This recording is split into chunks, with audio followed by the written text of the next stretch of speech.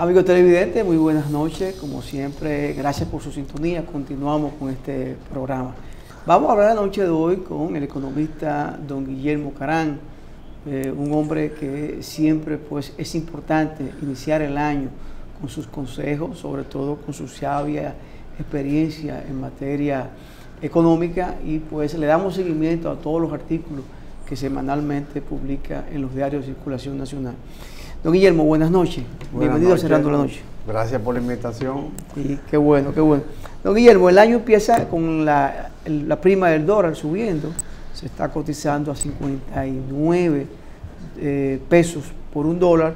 Y por lo otro, sigue habiendo inquietud con relación a el déficit fiscal del gobierno, que cada vez se eleva más y que, según tenemos información, hoy ronda el 3.1% del Producto Interno Bruto. ¿Es así?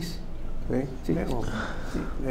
Lo dijeron personas calificadas, yo respeto la opinión, pero no me sorprende, porque si en algo yo he sido monotemático en mi pronunciamiento, ha sido precisamente en la advertencia de que el déficit fiscal no se ha corregido como se esperaba con el gobierno del cambio, que al contrario ha aumentado, y que hay muchos temores de que con el proceso electoral ese déficit pueda aumentar. De manera que entiendo que es una gran preocupación, que los agentes, las instancias responsables de la nación deben mantenerla vigilante. Y sobre el tema de la tasa del dólar, realmente es una crónica de una muerte anunciada. Cuando tú tienes que te están atacando la inflación por el lado de la demanda, el Banco Central por un lado contrayendo la demanda, pero el gobierno aumentándola con el gasto público, porque si hay más dinero en la calle de lo que debería haber en función de los dólares, lo lógico es que la tasa de cambio suba. Entonces esto es un problema doble. Primero, de dinero en circulación más de lo debido, a pesar de los esfuerzos del Banco Central, y solamente hay dos fuentes de poner a circular dinero, que es el Banco Central emitiendo y el gobierno gastando. Como el Banco Central está en una tónica contractiva, a juzgar por la tasa de interés, entonces solamente queda la explicación del gobierno gastando, y no debe sorprender. En diciembre se gastó mucho, doble sueldo, muchas actividades propias de Navidad. Entonces no debemos sorprendernos de que esto suceda. Pero lo estructural es que vamos a decir que la devaluación tiene dos orígenes, la devaluación y la inflación, o dos explicaciones: la monetaria, que es la que acabo de dar, pero la más estructural es cuando tú tienes un sistema productivo que no produce lo suficiente, que para satisfacer las demandas y de los tantos millones de turistas que estamos recibiendo, necesitamos importar, y si tú importas, se paga con dólares. Entonces no podemos esperar otra cosa cuando tú tienes un rezago productivo como el que estamos teniendo. De hecho, acabo de ver unas cifras que son espeluznantes, que la publicó la economista Mercedes Carrasco. Del 2019 hasta ahora se han perdido cerca de 60.000 empleos en las zonas rurales. Entonces eso significa que la agricultura ha estado afectada. Si tú a eso le explicas o le agregas la explicación de que el crédito agropecuario solamente está cubierto básicamente por el gobierno, a través del Banco Agrícola, y que la banca privada solamente está destinando el 4% del crédito total al sector agropecuario, entonces tú entiendes por qué la producción está afectada, y que para compensar la producción hay que importar más, y eso significa dólares que se pagan. Y al mismo tiempo los exportadores han denunciado que las exportaciones han caído, sobre todo por el tema haitiano, y por algunos renglones que no han correspondido debidamente a los estímulos que se le han dado. Usted está hablando que ciertos factores obligan a la economía, al sector empresarial, a tener que importar más. Importar más significa necesitar más dólares. El dólar está aumentando. ¿Qué esto afectaría el aumento de los productos, esos productos importados? Ya vemos que los fletes han comenzado a subir nueva vez. Tenemos una situación difícil con Haití, que hay ciertos productos que no tienen mercado, no tienen salida. ¿Qué puede pasar con estos productos? ¿Aumentar de precio o el Estado tendrá que subsidiar algunos productos básicos? Yo no soy partidario de que el Estado siga subsidiando. El Estado ha hecho del subsidio una cultura que refuerza la percepción ciudadana desde hace mucho tiempo. Ustedes recuerdan que hace mucho tiempo se utilizaba la expresión mamar la teta del Estado, ¿no? Sí. Ahora se ha sistematizado más con el tema de los subsidios. Yo no soy partidario de una proliferación de subsidios y en todo caso lo concibo como un elemento coyuntural para una crisis determinada, pero ese no es el caso de los dominicanos. Los dominicanos, incluso en momentos, la competencia electoral, el debate no es cómo producir más, sino quién subsidió más. Yo recuerdo en las elecciones del 2000 que el presidente actual y el candidato de entonces se pugnaban para demostrar quién era que había instituido la tarjeta Solidaridad y que quién la subió, quién no la bajó. En fin, yo creo que eso te demuestra a ti la degradación de un sistema político-económico. Sin embargo, parece que lo que menos leche encuentran de esa teta del Estado son esa gente que se benefician con los planes sociales, porque cuando vemos el gasto tributario y las exenciones que recibe el sector empresarial, a veces sin necesidad, la diferencia es mucha, don Guillermo, ¿o no? Sí, es mucha, pero hay que atacar todo al mismo tiempo, porque con relación, mientras hay una exaltación de los subsidios, no hay una exaltación a las exoneraciones. Al contrario, las exoneraciones son, como diría Camilo VI, escondidas y en voz baja, salvo aquellas exoneraciones que se han instituido para estimular alguna actividad económica. Y dicho sea de paso, hay que respetarla, porque si el Estado dice hoy que lo que ayer dijo ya no vale, lo que el Estado diga hoy no se va a creer mañana. Si el Estado dijo ayer que instituía, por ejemplo, los incentivos fiscales a la energía no convencional y de golpe y porrazo lo suspende, si dice hoy que quiere instituir incentivos fiscales a yo no sé qué actividad, a la investigación espacial, qué sé yo, nadie lo va a creer y nadie se va a coger y no va a traer, no va a cumplir su cometido. Entonces los incentivos fiscales instituidos por ley deben respetarse. Ahora, la otra fiebre de exoneraciones y de exenciones, el contrabando, que unido a los subsidios, son precisamente las cosas que hay que cortar para que la economía no sea tan deficitaria como está siendo, pero que para eso se necesita un poco un ejemplo de las más altas autoridades de la nación. Pero prima facie hay que suponerse que esos incentivos o facilidades fiscales se otorgan para que en un periodo determinado sectores que están arrancando puedan desarrollarse. Pero llega un punto en esos sectores son tan grandes y tienen tanto desarrollo que ya no necesitan que el Estado siga. Entonces, aquí todos los subsidios, no sé si generalizo, son para los siglos de los siglos, y amén. Exacto. Bueno, fíjate el debate que ha habido recientemente con una ley que bajaba los aranceles para productos importados para contener la inflación. Dicho sea de paso, una ley que yo apoyé, pero cuando yo la apoyé, yo advertí lo malo de la legislación dominicana es que todo lo hacen provisional, pero lo perpetúan. Hay muchos, incluso impuestos, tributos, adelantos, anticipos, que se supone que son provisionales y que luego se perpetúan en cada presupuesto. Entonces, me parece que toda esa deformación tiene que corregirse. Lo que le tienen tanto miedo los gobernantes, tanto este como el pasado, que es una reforma fiscal seriamente enfocada, no enfocada como se ha hecho en el pasado para cubrir el faltante presupuestario, sino una reforma fiscal que estimule el aparato productivo, una reforma fiscal que estimule la recaudación, y para eso tú tienes que atacar el renglón más importante para estimular las recaudaciones, que es el gasto público. Sin embargo, yo no sé si era anoche, antenoche, yo reflexionaba que tenemos ya 12 años de aprobada la Ley Nacional de Estrategia de Desarrollo, sí, que mandó 3 pactos, entre ellos el pacto fiscal.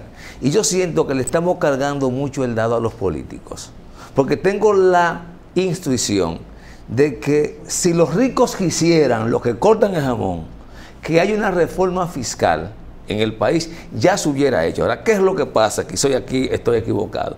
Que hay sectores que están propugnando, don Guillermo, porque la reforma fiscal que se haga sea una reforma fiscal progresiva, donde los que más renta generan y más riquezas acumulen sean lógicamente los que más paguen, pero donde también, don Guillermo, no se vea sensiblemente afectado, y aquí quizá tenemos una diferencia, el gasto público, porque mientras menos recursos tenga el Estado para invertir en garantizar derechos, menos posibilidades de cumplir con su fin social. ¿Cómo armonizar eso? Bueno, yo creo que esa reforma fiscal que tú insinúas, que afecte la rentabilidad de las empresas, me parece que ameritaría un plazo de discusión mucho mayor, que lo que veo que es urgente para la reforma fiscal, vamos a decir, la primera etapa de una gran reforma fiscal, que es, por ejemplo, reducir impuestos y simplificar procedimientos, mejorar la calidad del gasto. Tú citaste la estrategia de desarrollo. Esos son los 2 primeros objetivos de la reforma fiscal de la ley 112, de la estrategia, eliminar la evasión fiscal y mejorar la calidad del gasto público. Ahora, para eso yo entiendo que para tú eliminar la evasión, porque fíjate este dato que yo no sé si lo he comentado en otro programa porque lo repito mucho. Nosotros tenemos una presión fiscal de 14% con una informalidad del 58%. O sea, vamos a suponer que sea el 50%. Más de la mitad de la economía es informal. Eso significa que más de la mitad de los agentes económicos no pagan. Si todos pagaran con la misma estructura tributaria que hay ahora, con toda la irracionalidad que tiene, la presión fiscal debía ser el doble, o sea, 28%. Pero no, ¿qué es lo que tenemos que evitar? Primer enfoque de la reforma fiscal, evitar la evasión fiscal. Y la evasión fiscal es, por supuesto, controlar el contrabando, pero hay una evasión fiscal popular, vamos a decirlo así, que es aquella que se origina en un sistema tributario complicado, que el agente económico dice, bueno, pero si esto es tan complicado, si hay que pagar tanto impuesto, llenar tanto formulario, declarar un anticipo, después un ITEBI, y así sucesivamente, todo lo que tiene que hacer un agente económico mensualmente frente a la Dirección de Impuestos Internos, yo mejor me declaro en la informalidad y no declaro nada. ¿Qué es lo que pasa? Que cuando tú vas a comprar a un establecimiento, y eso es una regla ordinaria, pide rebaja, te preguntan, ¿vas a pagar con tarjeta? ¿Quieres con factura o con tarjeta? Y si tú le dices que no, entonces te rebajan una proporción de lo que debieron haber pagado al impuesto, te rebajan un 10%, pero tú tenías que pagar un 18%. Entonces, ¿qué es lo que yo pienso? Si tú reduces las tasas, incluso si amplía la base, porque ahí hay algo ahí de ficción política, tú vas a tener una sincerización mayor del contribuyente, como sucedió en la reforma fiscal que todos alaban, la reforma fiscal del año 92, que todo el mundo dice que es la reforma fiscal más ejemplar que ha habido, más trascendental que se ha visto. Se redujeron los aranceles, los importadores entendieron que era más razonable, pagaban con más gusto, no tenían que evadir de montos a declarar, porque los montos fueron racionalizados y entonces las recaudaciones aumentaron. Junior, para irnos a una pequeña pausa que nos están haciendo señas con unos compromisos comerciales que tenemos. Señores, conversamos con el economista don Guillermo Carán. Vamos a una pausa y volvemos en breve.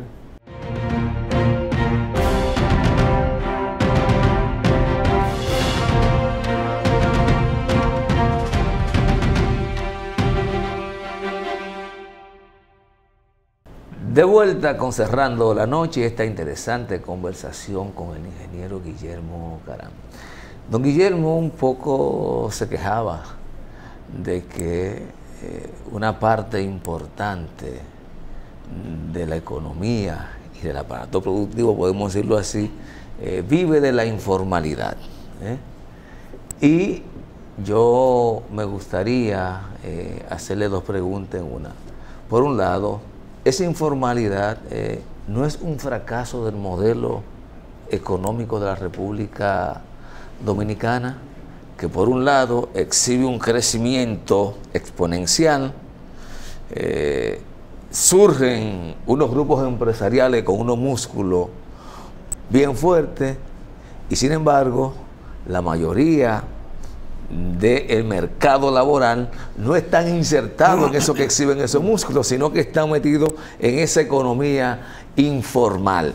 Y yo no sé, don Guillermo, cómo coordinar esto con el tema de la reforma fiscal y la reforma al modelo político, porque yo no sé hasta cuánto aguanta el país solo hablar de reforma fiscal sin enfocarnos en el modelo económico de cara a lograr lo que si yo queremos, sí, una sociedad más equilibrada. Sí, yo me inclino, tú has usado un poco indistintamente el modelo económico y el modelo político. Sí, son dos cosas diferentes. Pero yo creo que es el fracaso del modelo fiscal, por un lado, y del modelo político. No claro que los agentes económicos que pueden se aprovechan del desorden y entonces se suman a la informalidad. Porque también cuando tú tienes, por ejemplo, un sistema tributario que consagra mucho la discrecionalidad. O sea, ¿qué es la discrecionalidad? Bueno, la facultad que tiene un funcionario de aplicar una tasa tributaria a un producto en una circunstancia dada. Pero esa discrecionalidad fomenta la evasión y fomenta la corrupción. O sea, si por ejemplo, un mismo producto que puede calificarse como que es exento, pero un producto parecido que está paga, grabado. Entonces la discrecionalidad te invita a una negociación entre la agencia tributaria y entre el tributante, entre el empresario. Por eso yo creo que es un fracaso del modelo fiscal y sobre todo por lo que ya te dije, de que es un modelo que estimula la evasión. Por supuesto que para apretarnos el cinturón, ahí entra el rol del modelo político. Cuando tú tienes un modelo político que induce el despilfarro, el malgasto, el derroche, pues nada, vamos todos a la misma brecha, ¿no? Vamos todos a bailar el mismo baile.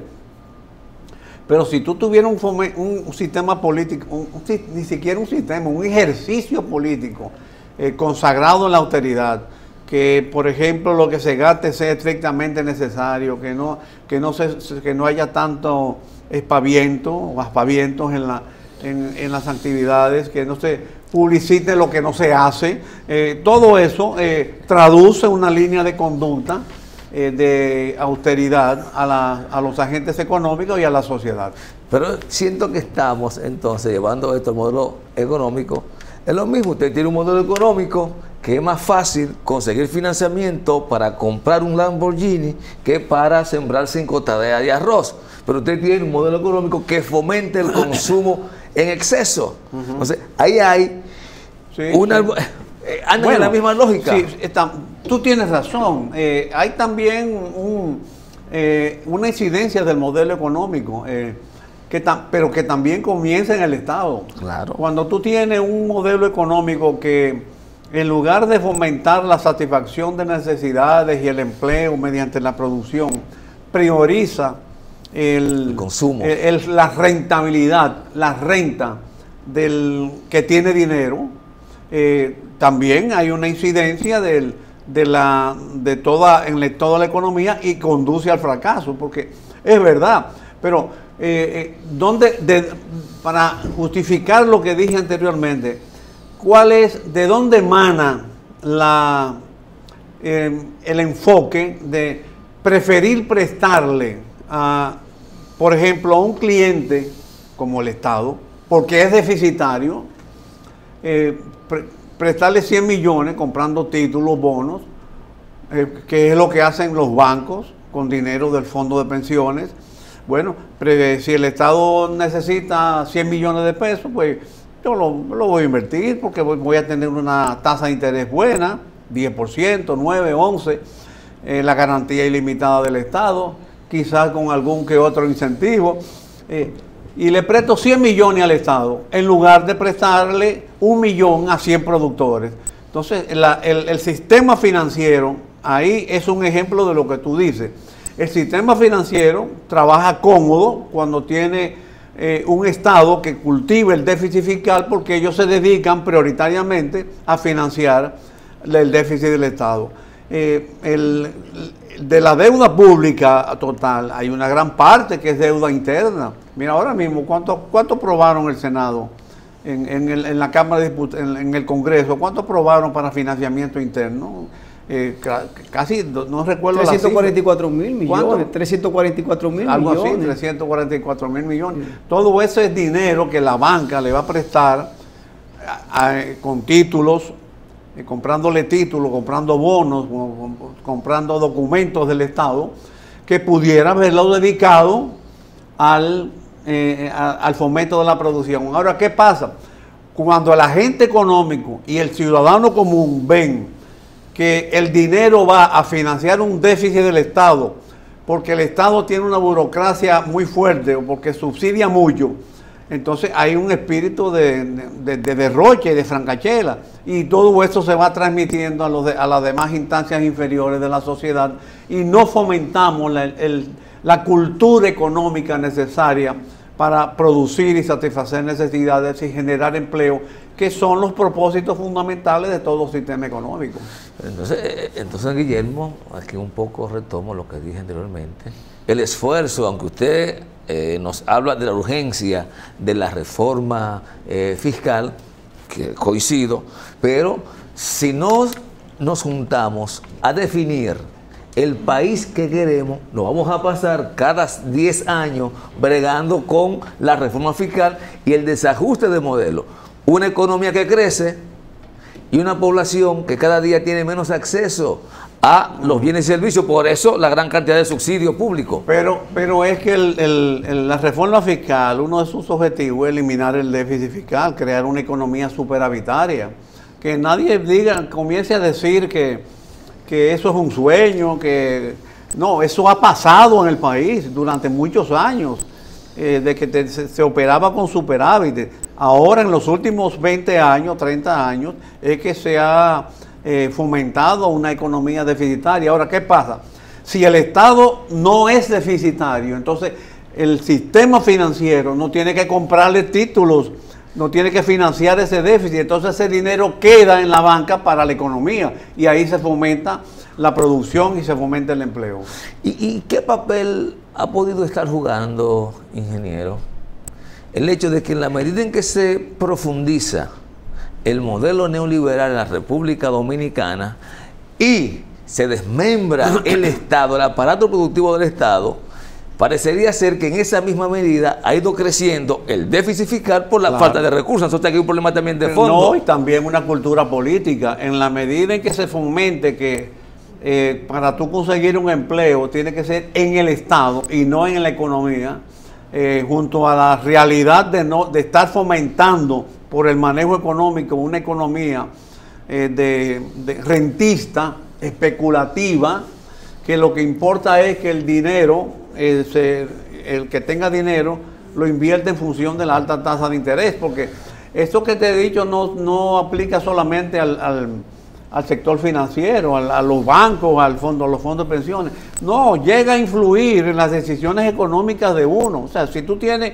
muchas personas, si tienen $1 millón de pesos y pueden invertirlo en un certificado de depósito de algún banco o en el Banco Central y obtener una tasa rentable, prefieren hacer eso que invertirlo en un riesgo, en un negocio riesgoso, porque los negocios tienen siempre sus riesgos. Bueno, los riesgos y los negocios son consustanciales. Imagínate una agricultura que tú tienes que sembrar, esperarle el clima, si no tienes riego, que no venga una tormenta, que venga una sequía, que tenga mano de obra, que te prohíban la mano de obra haitiana, que cuando finalmente produzcan no puedas vender porque INEPRE está dedicado a repartir fundas, sino a su rol fundamental, que es comprar a precios justos, a precios rentables a los productores y venderle a los consumidores a precios justos. Entonces, todo eso forma parte de un gran rediseño del sistema económico, pero que comienza obligando al Estado a no ser deficitario, sino superavitaria, que permitiría que el dinero se quede en el sistema financiero al servicio de la economía.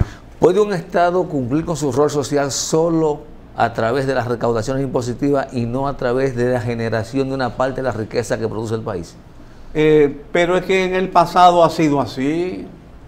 Yo te diría que no quisiera como limitarme a la exaltación de los regímenes reformistas en los cuales participé, pero aquí hubo un momento en que durante las administraciones del presidente Balaguer, que las recaudaciones solo se gastaba en partida corriente la mitad y la otra mitad se invertía en inversiones, en necesidades sociales, en financiamiento a las actividades productivas. O sea, yo no estoy hablando de teoría, sino de realidad vivida. Lo que pasa es que cuando tú cambias de filosofía política y pasas a una filosofía un tanto populista, de que fomenta la cultura de abono a la teta de la vaca y a los subsidios, entonces en ese momento toda la sociedad camina en esa dirección. Don Guillermo, escuchar al gobierno y los funcionarios del gobierno siempre dice que la economía dominicana está en su mejor momento, que se están tomando las medidas necesarias por parte del gobierno para mantener una estabilidad económica. Y se habla de que podemos crecer hasta un 5%.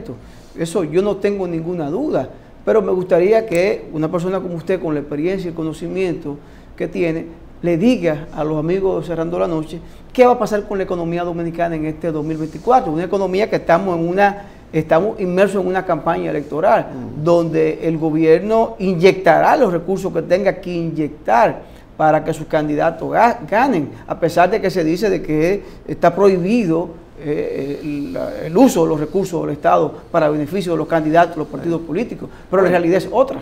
Bueno, yo no sé quién dice que estamos en el mejor momento. Yo creo que estamos en un momento de los más difíciles de los últimos años, porque durante los últimos años nosotros hemos venido creciendo 4, 5, 6, 7%.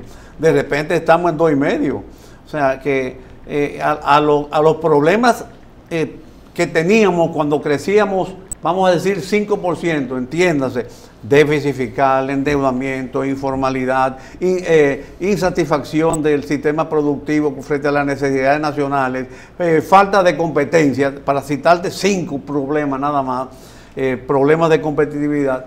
Ahora se agrega la desaceleración económica, de manera que no veo elementos para calificar que estamos en el mejor momento. Ahora, de que podemos crecer 5%, sí, yo creo que sí, De hecho, el gasto electoral es una animación del sistema económico, pues crea demanda.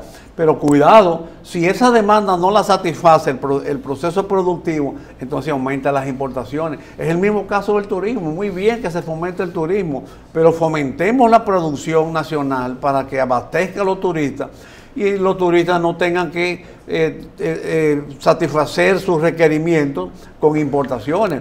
Que no haya suficiente huevo, leche, carne, en fin, todo eso tiene que ir dentro de un esquema de manejo equilibrado de la economía. Pero por la naturaleza de nuestra propia economía, del modelo económico, está supuesto en este periodo de noviembre a finales de enero producirse la salsa que estamos viendo en la tasa cambiaria con respecto al dólar. Bueno, a mí no me sorprendió. No me sorprendió por las dos razones que te dije al principio. Primero, un exceso de gasto público, porque el gobierno, bueno, está bien, tenía que darle la regalía pascual y el doble sueldo, pero una buena administración debió requerir, bueno, ya que yo tengo que dar doble sueldo, debo controlar el gasto corriente en otras partidas, moderarlo por lo menos, para no emitir más dinero por encima de lo que la cantidad de dólares en circulación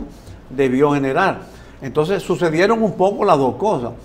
Hubo muchos pesos en la calle y los dólares un poco se retrayeron por la disminución de las exportaciones y porque en el fondo, por lo que he explicado, el ciclo del dólar en el mercado turístico, hay que tener cuidado que no sea neutro o con poca ganancia neta, porque si tú no aceleras el sistema productivo para satisfacer las necesidades del turista, al fin y al cabo hay que importar productos. Eso por un lado. Y por otro, desde hace tiempo vengo señalando que tenemos una economía agropecuaria rezagada. Vamos a ampliar el concepto de los productos primarios, incluyendo del sector primario de la economía, que es agricultura e industria, que no tiene la preferencia que está teniendo los otros sectores, el sector comercio, el mismo turismo. Oye, el turismo crece 10 veces más que la agropecuaria. Entonces, no nos extrañemos que haya un desbalance. Y si al mismo tiempo tenemos un sistema fiscal dependiente del endeudamiento, deuda que hay que pagar. Hoy mismo en el periódico hoy habla de que prácticamente más de la tercera parte de los ingresos se van a ir en el pago del servicio de la deuda. Entonces, realmente no sorprende que suceda esto.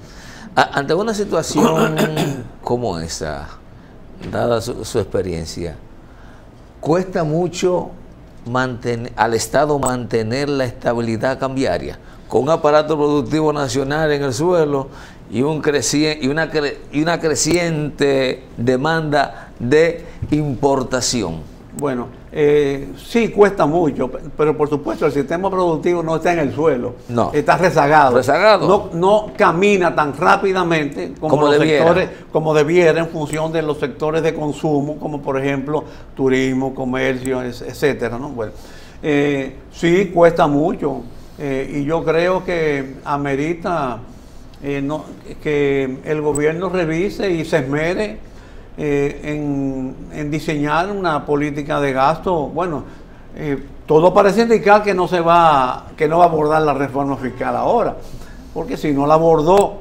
durante todo el periodo constitucional e incluso las dos veces que intentó hacer una reforma fiscal, la primera la retiró por la presión, porque siempre se ha sembrado la idea de que la reforma fiscal es más impuestos. Y no es así.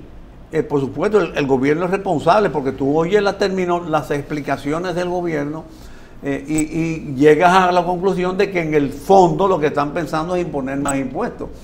Pero si tú logras convencer al gobierno primero y el gobierno a la ciudadanía, que incluso a mi juicio le proporcionaría dividendos políticos para el proceso electoral, de que tú lo que vas a hacer es a simplificar el sistema tributario, a rebajar impuestos en lugar de aumentarlo y a forzar una mejor calidad del gasto público.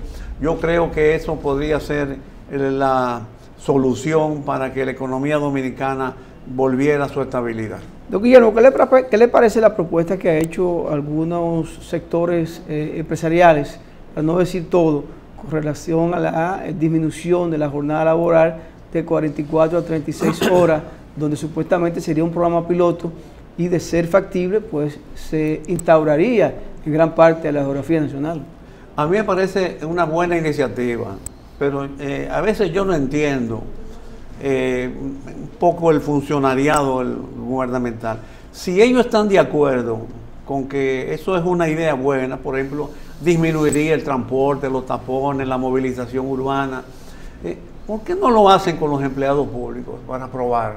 ¿Por qué tienen que diseñar un sistema complicado de consulta, un procedimiento muy envolvente? Si ellos pudieran decir simple y llanamente, la jornada laboral en el sector público se reduce un día, que por cierto, eso si pudiera estar acompañado a un ajuste salarial, pudiera significar una disminución del gasto en personal de un 20%. Yo creo que la idea es buena, pero el gobierno tiene que aplicarla en su propio personal y luego para que el sector privado copie la iniciativa exitosa. Porque ¿qué necesidad hay de crear un aparataje con el sector privado cuando tú puedes, por una disposición del Ministerio de Administración Pública, tú puedes experimentar, si tú quieres, esa iniciativa? Me parece que muchas iniciativas buenas del gobierno se dañan porque se van por un camino muy tortuoso. Yo le decía a Giovanni hace unos días, yo no me he dedicado a estudiar la propuesta, pero me resulta extraño una iniciativa de esa naturaleza, consenso, empresarios, representantes de trabajadores, bueno, la triada. ¿Qué podrá haber detrás de esto, don Guillermo? Porque me parece muy fácil para ser tan bueno, de verdad se lo digo, conociendo la naturaleza de cómo se comportan los grupos en este país. Va a ser complicado que tenga un impacto significativo en la economía, por eso insisto que el gobierno debe aplicarlo en su propia maquinaria, en su propio personal. Fíjate que ahora están haciendo una campaña publicitaria muy bonita, destacando las ventajas, pero yo creo en la iniciativa empresarial. Yo creo que tú no puedes imponerle o convencer a un empresario. Oye, un gobierno convenciendo a un empresario de cuál es la mejor medida para organizar su personal, me parece que eso es un absurdo. Lo que sí puede hacer el gobierno es adoptarla en su propio personal, y si da éxito, si da resultado, olvídate que los empresarios lo van a copiar inmediatamente. Mira, hubo un tiempo que aquí, sobre todo cuando a raíz de terminar la dictadura, que no había mucho personal calificado, que el gobierno se dedicó, comenzando por Juan Bosch, a calificar personal, a enviar a estudiar jóvenes, lo nombraban en el cuerpo diplomático para que estudiara, y venían a trabajar al gobierno. Y cuando esa persona era exitosa, entonces lo captaba el sector privado. Eso es un rol del gobierno, muy bien hecho, capacitar el personal para que entonces el empresariado pueda tener recursos humanos necesarios. Pero ahora estamos invirtiendo los papeles, ahora queremos... No, don Guillermo, discúlpeme, que hay un sector público que invierte mucho en la capacitación de sus recursos humanos, y creo que todavía el sector privado sigue captando esos entrenamientos, porque recuérdese que aquí cada 4 años se vacía la nómina. Entonces, esas capacitaciones que se le dieron en la materia de banco, en el campo agrícola, pues esos conocimientos los llevan al sector privado. Mucha maestría que se le paga. Y no te olvides que también la estructura salarial ha cambiado. Sí. Hace 50 años, qué sé yo, para decirte un número. Es más apetecible. Los sueldos en el sector público eran inferiores al sector privado. Ahora es lo contrario. Ahora lo que se está fomentando es que mucha gente quiere salir del sector privado para ir al sector público. No mucha gente, porque la mayoría de los empleados públicos quieren irse al sector privado porque el Estado no paga. Eso, usted está hablando de alta gerencia, de ministros, de directores, que tienen todos los privilegios irritantes del mundo, pero eso no es la generalidad de los empleados públicos. Bueno, yo creo que no es así. Yo creo que no es así. No, creo que hay mucha gente que usted encuentra salario de 5,000 pesos en el sector privado. Bueno, pero esos no son gerentes ni directores. Es lo que le digo, que la mayoría de la gente del Estado no gana buen dinero. Gana salario yo estoy hablando de recursos humanos calificados. Calificado, ya calificado. Bueno, claro. Cualquiera quiere ser administrador del Banco de Reserva, por ejemplo. ¿Perdón? Cualquiera quisiera ser administrador del Banco de Reserva, por ejemplo. Claro, o superintendente de banco. O director de Indotel. Sí. Cualquiera. Tú sabes lo bueno que es un banco de reserva, un banco del Estado financiando importación de carros para obtener bonos, ganancias y repartir bonos entre el personal de millones. Pero ese es un tema. Entonces, ¿cuántos miles de millones de pesos se financian cada año las ferias de vehículos? Bueno, y todavía, y lo anuncian con orgullo. Pero claro. Financiamos 5,000 carros más. Óyeme, yo no sé a dónde vamos a llegar. ¿Y dónde caben todos esos carros? Don Guillermo, gracias por estar nueva vez cerrando la noche. Yo sé que el público pues disfrutó, como siempre, escuchar esas sabias palabras y consejos de usted. Gracias por la invitación. Gracias a ustedes por invitarme. Señores, conversamos con don Guillermo Carán, economista, ingeniero de profesión. Gracias a ustedes por la sintonía de este equipo encabezado por Junior Espinosa, quien les habla, Giovanni Almonte. Nos despedimos y hasta mañana.